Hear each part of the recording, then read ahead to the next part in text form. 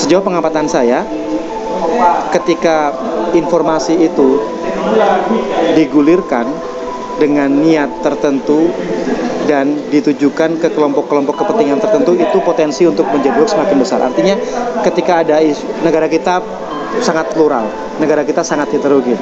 Ketika ada informasi yang diserempetkan ke salah satu elemen heterogenitas itu, menurut saya itu menjadi potensi besar untuk digulirkan. Nah, selama orang hanya mengandalkan emosi dan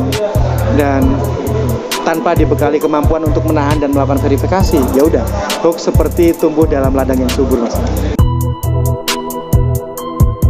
Ada dua organisasi dulu ketangkap, itu juga polisi memberikan rilis resmi menyatakan bahwa satu proposal untuk membuat konten hoax itu bisa bernilai puluhan juta. Polisi menyebutkan angka 75 juta untuk satu proposal. Isinya macam-macam, bikin websitenya, bikin kontennya, pemetaan isunya, dan sebagainya. Sehingga siapa yang memesan hoax, ada kelompok kepentingan yang memesan hoax.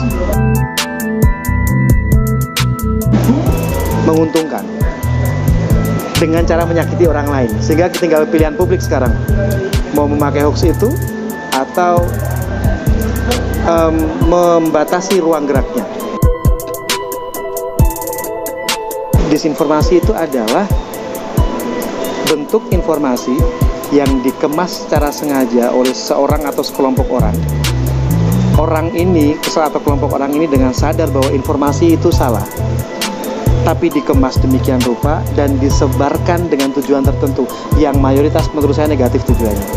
Bisa hanya untuk lucu-lucuan, bisa untuk kepentingan bisnis seperti yang tadi kita bahas, bisa untuk membuat kisruh, bisa karena partisan. Saya dapat informasi dari orang tertentu, saya nggak tahu itu, saya dapat informasi, saya nggak membuat, tapi saya percaya karena informasi ini sesuai dengan keyakinan saya, gitu. Baik tadi keyakinan keagamaan, kesukuan, ataupun keyakinan politik, ini saya banget. Tanpa ngecek benar atau tidak, saya sebarkan lewat Facebook, lewat Twitter, dan sebagainya. Itu misinformasi. Ada kalanya isu-isu politik yang dominan, ada kalanya isu-isu keagamaan yang dominan. Menjelang Desember nanti misalnya, itu pasti akan muncul pola tentang sentimen keagamaan untuk tidak misalnya menggunakan atribut keagamaan tertentu di bulan Desember. September kita mundur sedikit, isu-isu tentang kejadian tahun 65 dan seterusnya pasti akan kembali muncul, dan seterusnya sampai ke belakang. Itu terpola, Mas. Ketika semakin kita terliterasi, semakin kita waspada, kita akan tahu pola dan kita akan semakin hati-hati untuk main share. Paling nggak mungkin akan cross check dulu. Kesamaan interest dan yang lain-lain. Interest itu macam-macam ya. Bisa interest dalam bidang politik, interest dalam bidang keagamaan, dan seterusnya. Mbak Laras, salah satu pakar psikologi di UI, mengatakan ketika informasi disebarkan dan itu selaras dengan keyakinan orang tertentu, baik nadanya keagamaan, primordialisme atau kesukuan ataupun politik, itu berpotensi disambut baik oleh orang yang selaras tadi, sehingga dia akan semakin seperti terprovokasi dan oh iya kan seperti ini, jadi akhirnya disebarkan tanpa mengkonfirmasi padahal yang dia dapat itu salah. Foto kejadian tahun 65 misalnya, tapi yang diunggah adalah foto kejadian di Kamboja.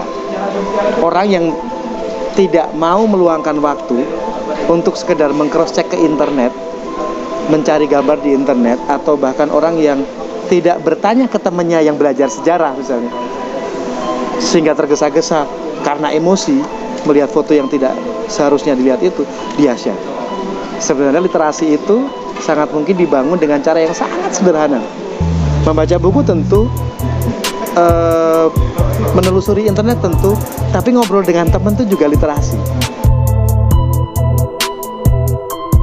Nunda men-share itu langkah awal untuk preventing hoax. Ditunda saja dulu, tanpa harus mencari yang benar seperti apa. Menunda itu menjadi salah satu cara sederhana untuk membantu bersama-sama memerangi hoax. Ayo kita lawan hoax. berdiri di garis terdepan untuk memberikan informasi yang sebenar-benarnya.